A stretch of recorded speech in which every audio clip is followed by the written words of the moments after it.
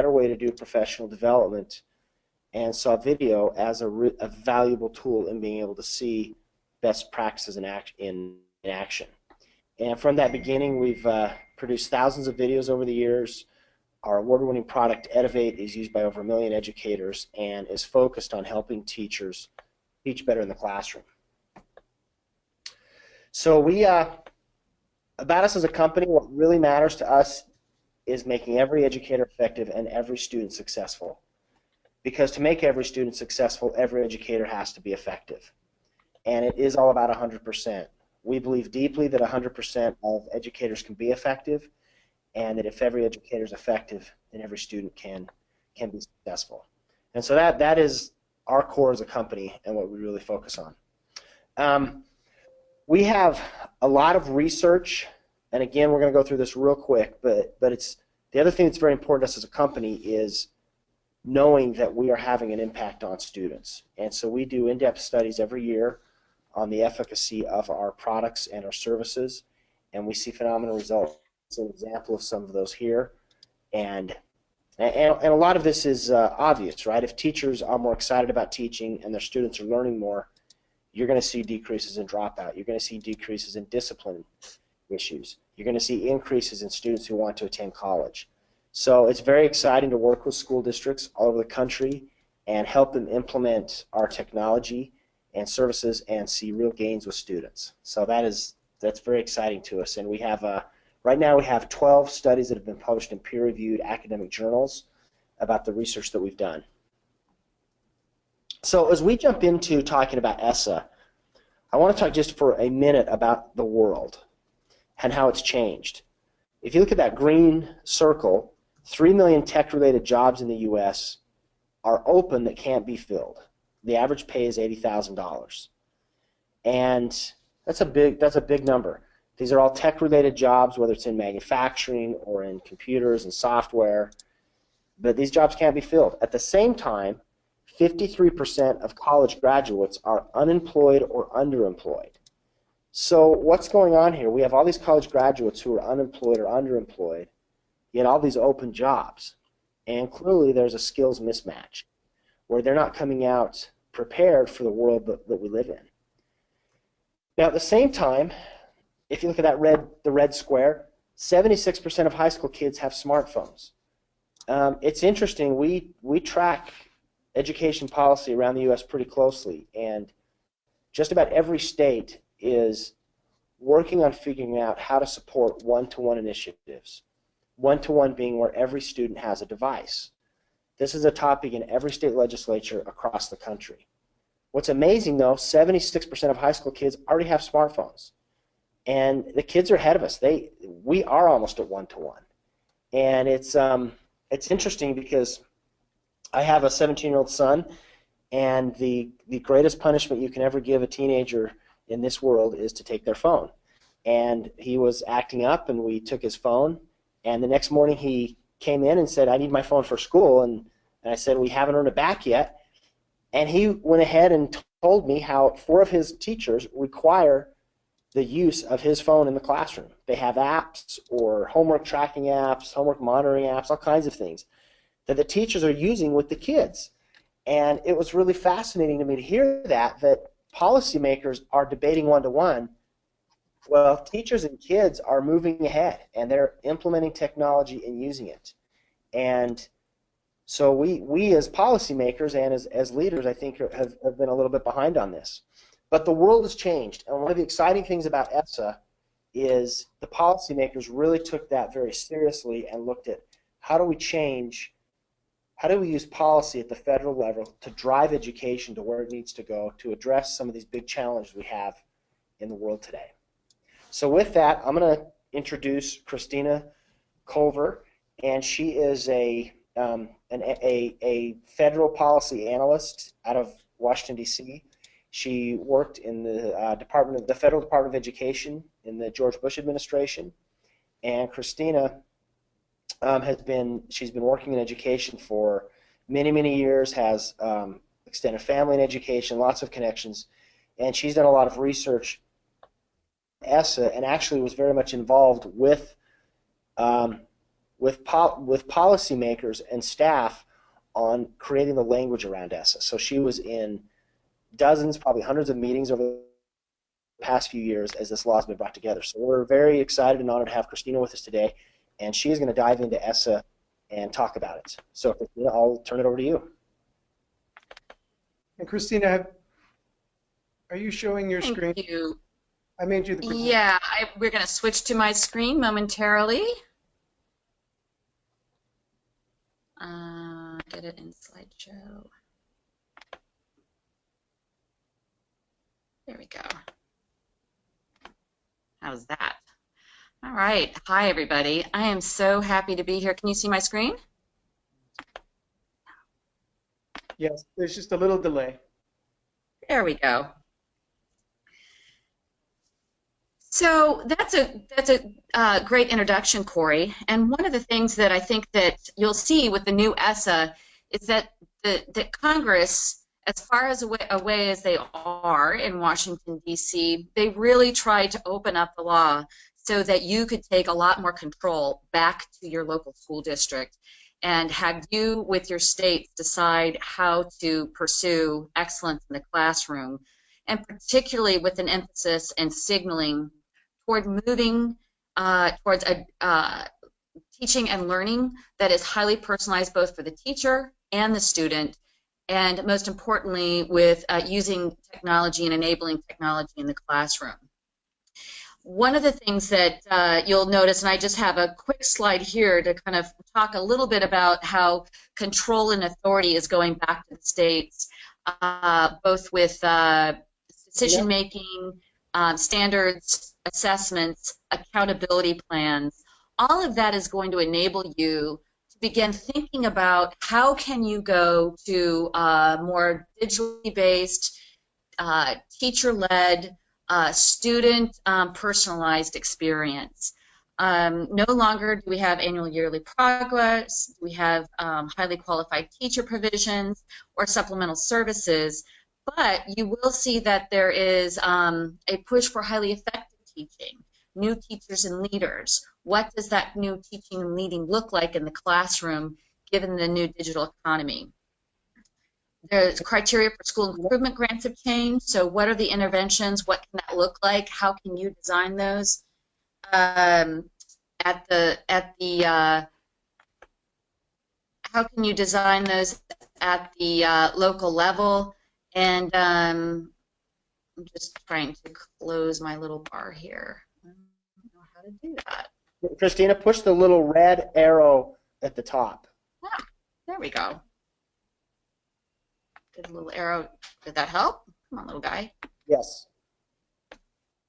There we go. And how can you and how can school improvement grants be used for your own innovations at the local level for school turnaround? Also, the Secretary authority over waivers has ended, so you're probably beginning to hear from your states about how the current NCLB will be ending and how the waiver authority will be coming to a close by the end of the year, effective in this summer, but then the practice with NCLB will end by the end of this school year ahead. And then obviously then we will talk a little bit about how programs have been consolidated, especially a number of grant programs have been consolidated into Title IV.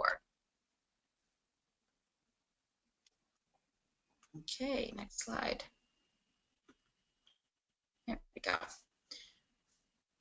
So one of the things we noticed when we started combing through the law, I'm sure you all have had many pleasurable hours doing the same, is personalized learning appears 6 times in the law, technology appears 76 times, and digital learning appears 14 times. And actually that's a lot more than some other phrases that you may think are commonly addressed in the new federal law. So Title I definitely is laid out so that it may be included for components of personalized learning.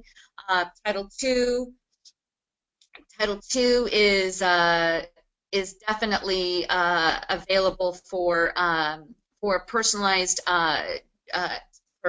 professional development and the use of technology in the classroom. And then Title IV, there are a number of there there are funds that are now dedicated through the Student Support and Academic Enrichment Grants that will be focused towards personalized learning. And if I knew how to close this, I would. Okay, so making learning personal for students, the Title I funding for every student. Accountability plans will now require a number of things that will use a high use of to report out how students are doing. And if you start thinking about the data required or the data that's desirable for making decisions on student learning, a lot of that will be enabled through the use of technology, and most definitely will be used by many schools who are advancing in this area by looking at ways of using personalized learning systems, learning management platforms, accountability systems that are online assessments, whether they're formative assessments that are ongoing or end-of-year assessments. There will be a lot of, the more you have the use of technology, the more data-enabled work that you'll be able to do. And Title I is wide open in making certain that you can use Title I funds to be able to use resources toward that.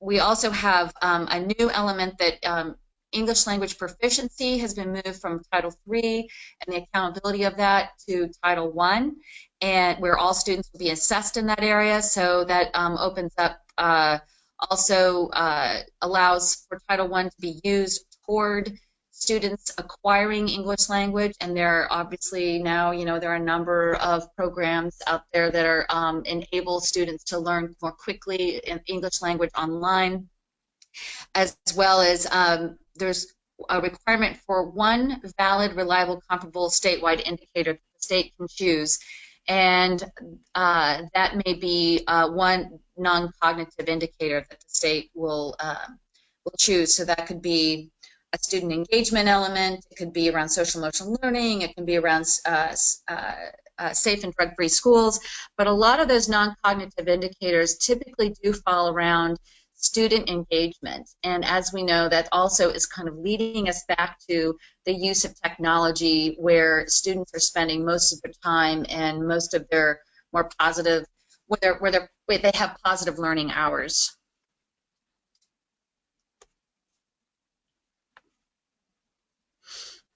That changes. What is that? There we go. School turnaround requirements are broken down in the new ESSA into two categories: comprehensive interventions and targeted interventions. Comprehensive interventions are for the lowest 5% of schools required to have state-determined interventions, utilizing 7% of state's Title I funding. So those are the targeted schools that we already have had within school improvement grants in the past, where we're looking at the lowest 5%. And those will be identified by the states with state criteria, and then those interventions will now be determined by the states. Targeted interventions are for any subgroup of any school consistently underperforming in that school, and resources will be able to be put towards those students who are the most struggling in targeted interventions, and then comprehensive interventions are school-wide. Schools may now use Title I funding for school-wide programs, and not only just for this Title I students. We won't get into that on this call, but the reporting is going to be much more streamlined. We will be that will absolutely be determined yet during the regulatory process. But the hope is that you will now, with the intention is that you will now be able to more easily and fluidly spend your Title I dollars for school-wide for all students. So is personalized learning and blended learning the same thing? Blended learning has been included in the definitions within the new ESSA law, with the term blended learning meaning a formal education program that leverages both technology-based and face-to-face instructional approaches, with teachers being a critical part of that aspect. It'll include an element of online digital learning combined with supervised learning time and student-led learning, in which elements are connected to provide an integrated learning experience. And most importantly, students are in control over their time, path, or pace. And that's really where we talk about personalized learning. The student is in control. The student has their own path and pace, and they have their own plan. And that is why we want to, and many educators who are top educators across the country who've been in the teaching profession for many years are quite familiar with differentiated instruction and individualized instruction. However, the difference is that it is now going to be enabled through the use of technology, thus opening up an enormous amount of time for teachers to be able to have more targeted interventions for students who can work on their own, they can work at their own pace, but it's definitely a blended experience between the instructional leader of the classroom and the student.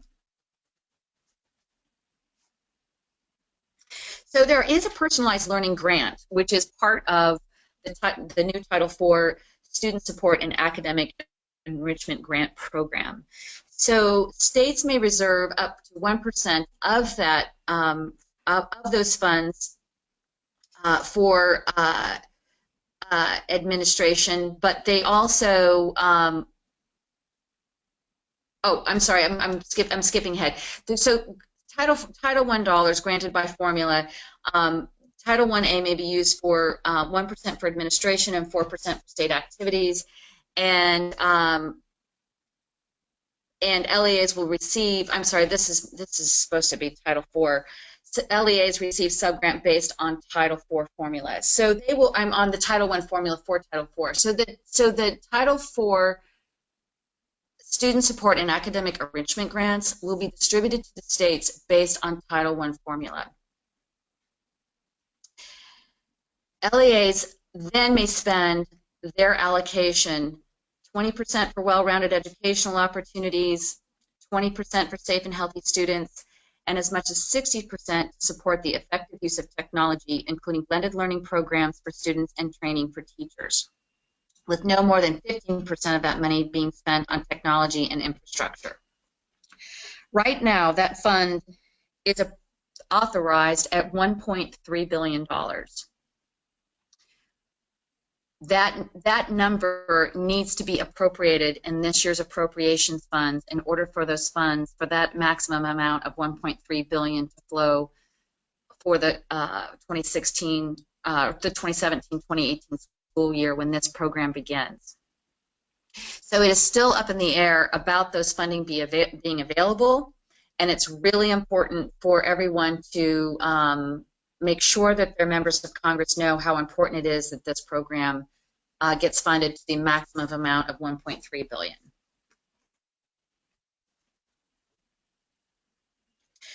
I mentioned that ELLs, now that term has been moved to EL, English learners, instead of English language learners. We refer to them as ELs now. Now the accountability provisions are moved to Title I. There is a mandatory indicator for accountabilities plans to include the support of ELs, and there is uniform exit criteria for ELs.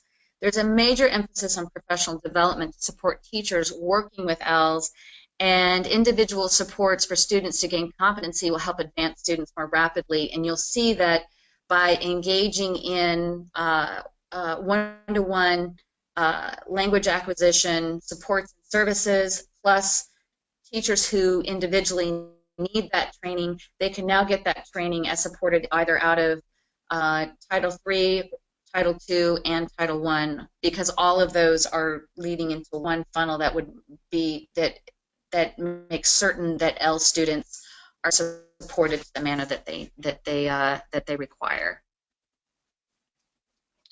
So when does ESSA get started? So the ESEA waivers on No Child Left Behind are in effect until August 1st, 2016. And that's essentially through the end of this school year and any reporting that might come out of that. Requests for waivers and consideration for waivers has ended. So if you're in a state that never got an NCLB waiver, that waiver has been tabled. You'll continue under the current NCLB law. There's likely to be minimal enforcement on that. There hasn't been a lot of word about how enforcement will be on NCLB, but the desire is to continue NCLB through the end of this year, and the audits towards that will begin to slow down through the process in anticipation of the new ESSA. The new law will be effective with its competitive grant process beginning October 1st, 2016, or the new fiscal year. That is actually dependent upon the new appropriations, on whether or not the ESSA appropriations will be completed by the end of September, or if for right now all federal funds are currently under last year's appropriation process assigned to the NCLB. So that is a little confusing, but we're going through that transition process, and your amounts of funds will be according to last year's appropriations dollars. Next year's appropriations dollars will be assigned to the new ESSA, and so Title I, the title formula funds that flow to your state, those will stay the same. The competitive grants will be waiting their assignment based on the appropriations process, and that was based on a meeting that we just had this morning, getting an update, and that's as much as we know right now, is hoping that the federal appropriations process will take place before the end of the fiscal year. So NCLB, one of my final bullets here, will be in effect until July of 2017 because they want the new ESSA to take in full effect for the 2017-2018 school year. Corey, I'm going to turn it over to you and talk about professional development. Thanks, Christina. Hey, we had one question, Christina, that maybe you could ask, or that maybe you could answer. And the question was around ESSA funding. Is it only for public schools, or are private schools eligible? So for private school funding, that's always the big question. To the degree you are eligible for Title I funds, we would be eligible for that funding. I think it just depends on how your school is structured and whether or not you are already have an arrangement to receive Title I federal funds and your children are qualified for that. So the key is if the students are eligible for Title I, the private school can get Title I funding, and I think they have to work through their local school district to get that, don't they? That's right. So, yeah, great question, and we've worked with many private schools across the country who have used our services and products with Title I funds. That they've and the local districts, they can't stop you from getting it. There's a process you have to go through, but you are eligible if you have Title I kids. So, thank you for the question. And if anyone else has any questions, please feel free to post them in the question bar, and we'll get them answered. So let's talk about ESSA and professional development.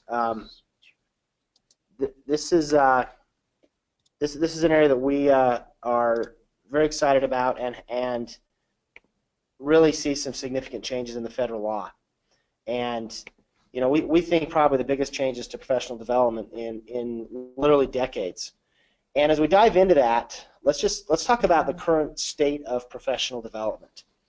So 2 big studies came out last year, and I just learned about another one that just came out a couple of months ago. One from the Bill and Melinda Gates Foundation and the other from the New Teacher Project.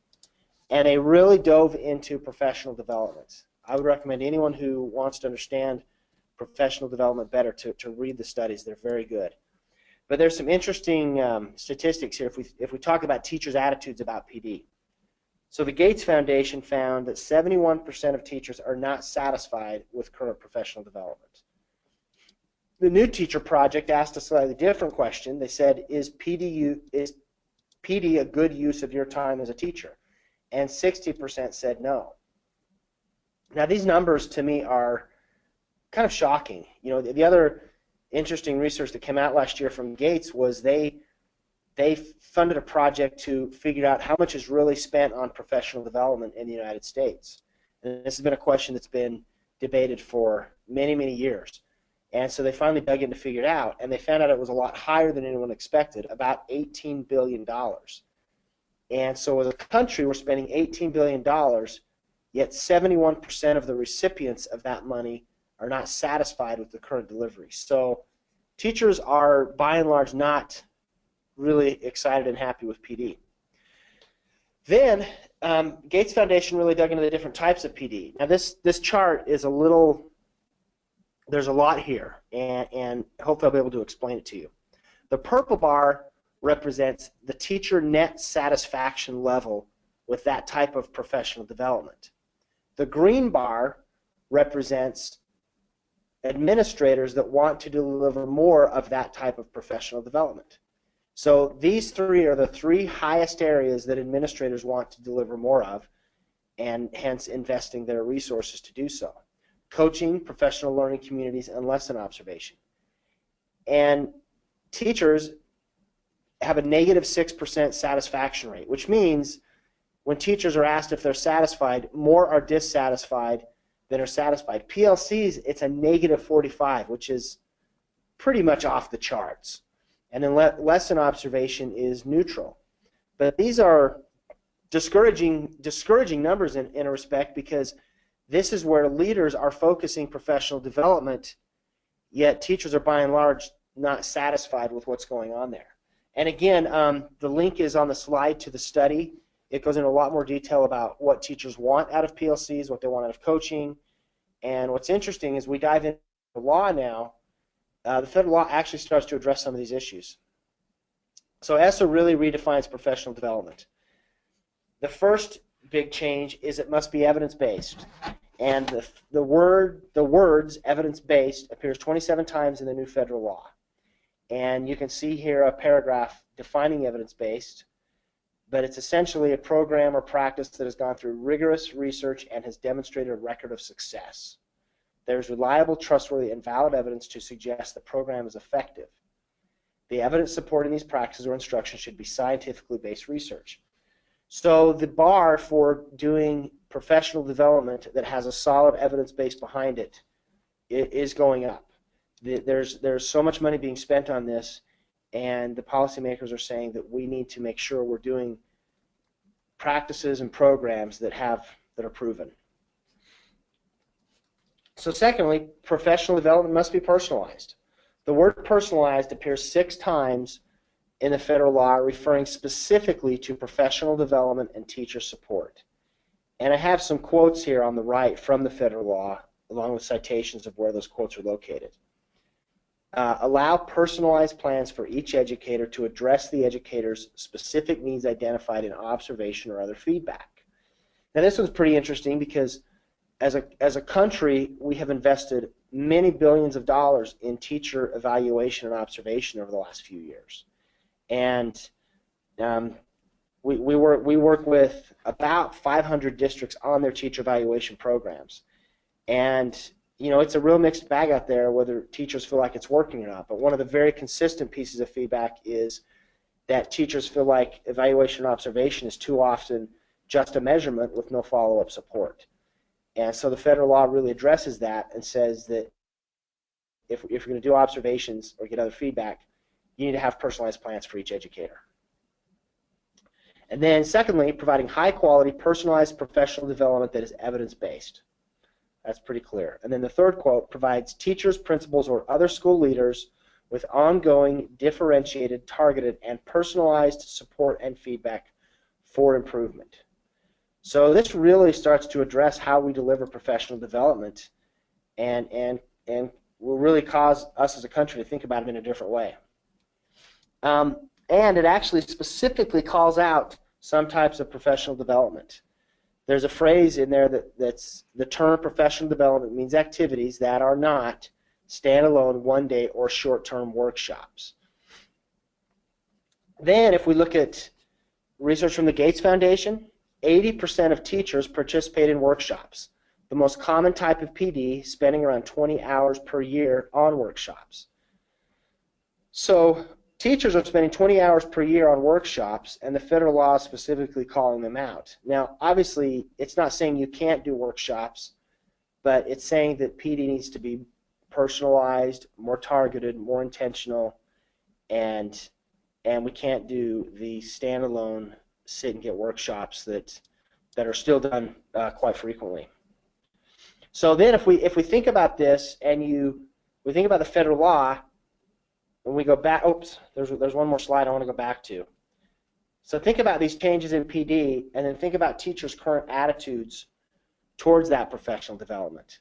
They're spending 20 hours a year on workshops, and 71% of them are not satisfied with current PD, and 60% say that PDU is not a good use of time. And I think this is really significant. 15 years ago, in a professional development workshop, if you were attending that workshop, you would not pull out a book and start reading it during the workshop. That would be considered rude and disrespectful to the presenter.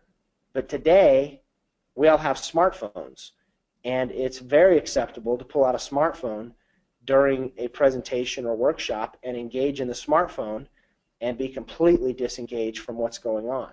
So sit and get workshops and PD are even less effective today than they were 10 years ago, because every attendee has a way to completely disconnect from what's going on in the room. And so the new federal law is really addressing that and asking us to think about PD in a much more personalized way. Now, we're not going into this in this presentation, but as a company, School Improvement Network, we've been focused on personalized professional development for 25 years. It's always been a very important part of what we do, and helping systems set up evaluation systems that lead to teacher growth and have follow-up support and professional development, using online technology to give teachers a personalized professional learning experience. That is what we do as a company. And this presentation is not about that, but I do want to point out that is what we do, and we do it with many thousands of districts across the country. And if you're interested in that, please follow up with us after this presentation and we can talk to you about that. But for now, since we're focused on ESSA and the federal law, we'll open it up to questions from our audience.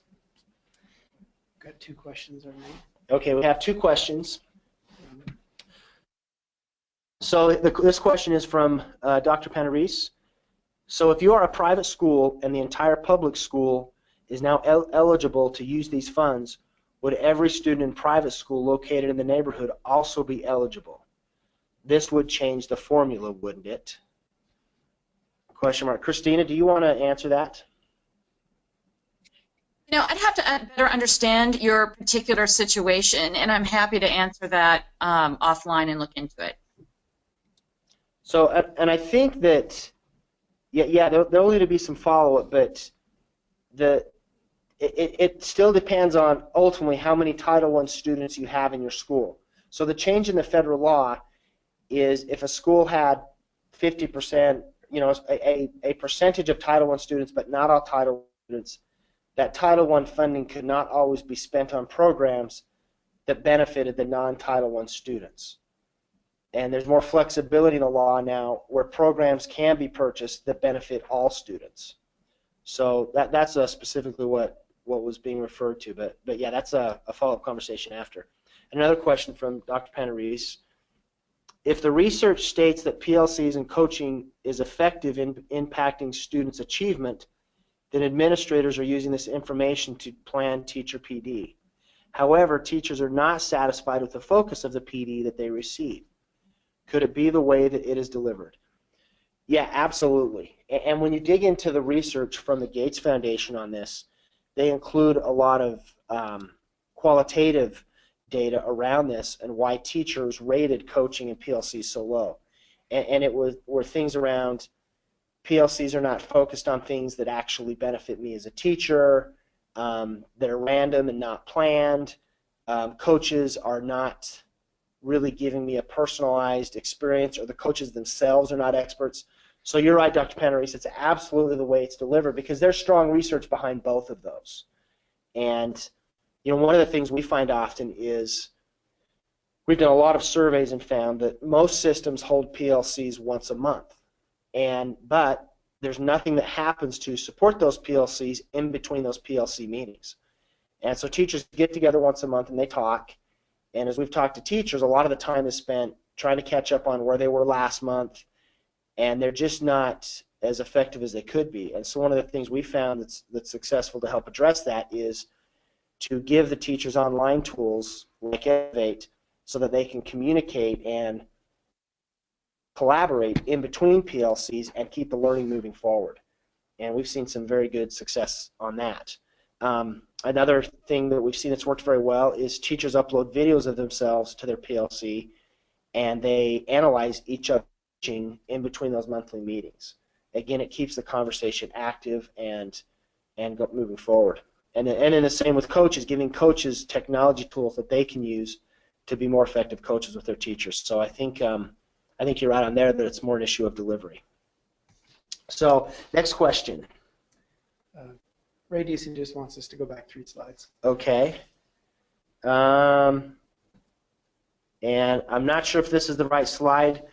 Ray, feel free to tell us if it's not. And these slides will be downloadable, so you'll be able to get them and get all the citations and information in them. So other questions?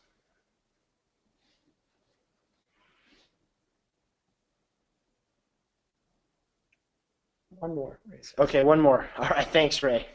Okay, good. Yeah, other questions, and we'd love to hear from you. You know, have you started to think about how the federal law may change your plans? Curious on any thoughts on what you think about some of these changes to the law. Are these changes that you feel like are in the right direction? Are they not in the right direction? Please feel free to share any comments, and we'll share them with the group.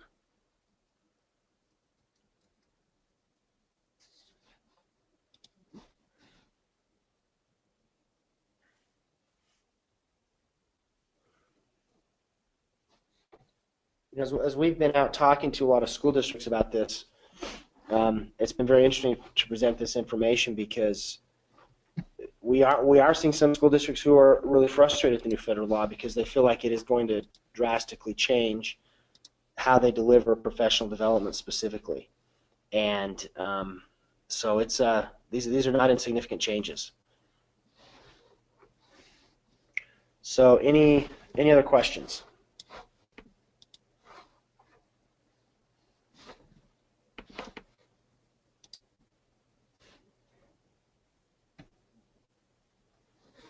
For the person who asked about private schools, if they want to just provide us with an email address, I can forward you a number of documents that will that are supportive, or we can post them all online. Until there's any additional further regulatory guidance, everything would be the similar guidance and regulatory support for NCLB and ESEA. And I'm happy to forward that over to you so that you can review all of those documents and supports and toolkits for private schools. Okay, excellent. Excellent. We had a comment that professional development delivery should change, and we agree. So it looks like another question. Okay. With Title II grants, right now, and this is from Deb. With Title II grants, right now the public schools can use the grant money for class reduction. Is this still in effect? Money for the private schools then had a reduction in the amount they might be able to use for PD in a private school. So I think there's a couple questions there. The first question, does Title II still allow class size reduction? The answer is yes, but it must be for evidence-based services, and there needs to be some pretty clear application to the state for how they would use that Title II money. Okay, that's good. Yeah, there's been a lot of interesting research over class size and the impact. The evidence based on class size is still very much in debate. So, and then there was a second part of that question from Deb. Money for private schools then had a reduction in the amount they might be able to use for PD in a private school. So I think the question is it going to be less money for will private schools have less money available to them than they had before, or is it the same? And if that's the wrong question, Deb, please feel free to post again. Christina, do you know the amounts private schools can get? Is it still the same, or is that changing? For Title II dollars. Yeah, and I don't know if they can get Title II dollars, can they? I think it really depends. I'm happy to forward you the guidance, and because it really depends on your application to the LEA for the number of students you have who are in high needs categories. So I'm happy to forward that to you and have a conversation offline, because I think it's really specific to the school and your application to the LEA. Okay, and LEA is the local education agency. So usually your local Correct. school. Exactly. Okay. Any other questions? We're getting questions. Can we get a copy of the slides? And we will definitely send all those. David is replying to all those with a link of where to get them. And then everybody will also receive an email with a link to the slides after. And you are welcome to use the slides however you want to. And also welcome to call us if you want us to deliver the presentation or have other questions. So any other questions or comments? So we do have a number of other webinars that are posted at www.schoolimprovement.com/webinars, and that go into how we help you set up a personalized professional development program using micro-credentials, using some very cutting-edge online learning, and through our system Edivate. And so these are webinars that are open to anyone, and would encourage you to look at those and see if any of them are of interest to you. Including, we have one on setting up personalized learning systems for students and helping your teachers become prepared to do that. That's one of our more popular ones. And I just launched a quick poll just so we get some feedback on the webinar itself. Won't take you but a minute. Yeah, so if you could just answer that question to let us know if how we did and how we can get better, we'd appreciate it. And we'll stay on for a few minutes if there are any further questions, but it feels like it's winding down. We really do appreciate your time, and thank you for joining us. And again, we'll stay on for a few minutes if there are other questions, but thanks again. Oh, repeat the website, yes. I'll send it to him. Okay, it'll get emailed out to everybody. You know what, I'm just going to type it on the slide real quick, and you'll be able to see it here. It is /webinars, right, David? I think it's resources. Oh, it is resources/webinars. So I will go ahead and put that slide up so you can see that. So www.schoolimprovement.com/resources/webinars.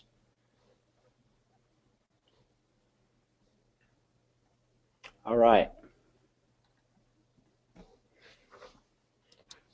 Well, thank you again. We appreciate your time. And again, we'll stay on for a few minutes. And please do answer the question on the quick poll to give us feedback about how we're doing.